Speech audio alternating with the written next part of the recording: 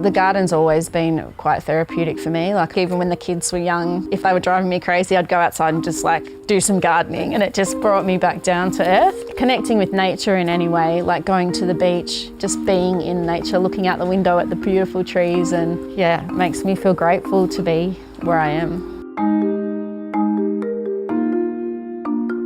My name's Emma Flick, and I'm living currently down in Jan Juc on the beautiful surf coast of Victoria. I studied up in the Blue Mountains International Hotel Management School. I was about 19 when I went up there. I graduated in '95, so it's quite a long time ago now.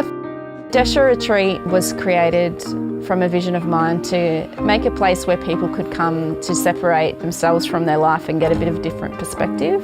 Deśa actually means the place within yourself where you go to meditate. That's really the essence of what I'm trying to create here. I realised that I wanted to start this retreat at quite a young age.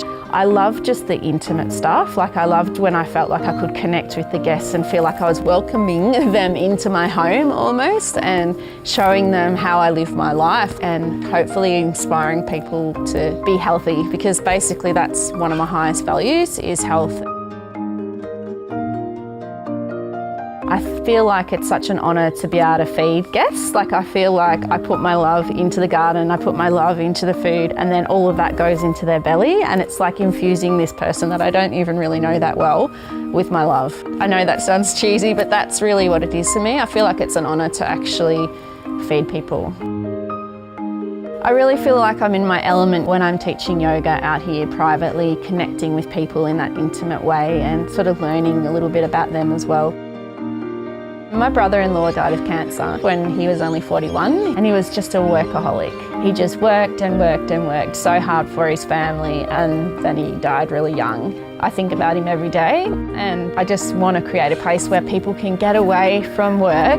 When you're in it, you just can't see it from another view. And like, if I died tomorrow, would I be happy with what I've done so far and where I've spent my time?